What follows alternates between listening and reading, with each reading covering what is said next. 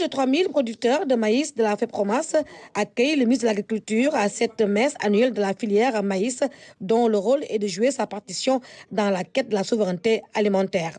Je tiens également à exprimer ma profonde gratitude à l'égard des autorités ici présentes, et en particulier le ministre de l'Agriculture, de la Souveraineté alimentaire et de l'Élevage, qui dès sa nomination a adopté une démarche participative, inclusive envers toutes les catégories d'acteurs du monde rural. En effet, vous avez pris, monsieur le ministre, tous les dispositifs nécessaires pour une campagne agricole réussie à travers les subventions jamais égalées sur les intrants agricoles, si ajoute l'implication des forces de défense et de sécurité dans le schéma de distribution, ce qui augure d'une transparence dans la mise à disposition. La tutelle, qui se félicite de la bonne organisation de cette fédération, s'engage avec les acteurs à relever le défi des objectifs assignés à cette filière maïs.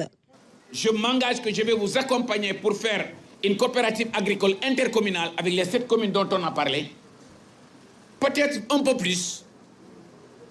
Je m'engage aussi à accompagner les femmes et les jeunes dans le programme de non? OK. On a un financement de 51 milliards et je suis sûr qu'avec ce financement-là, on peut en tirer une bonne partie pour créer, si ce n'est pas 2, ce sera au moins une coopérative agricole intercommunale avec les 7 communes. Kaolack, Kaffrine sont réputés d'être un bassin de l'agriculture.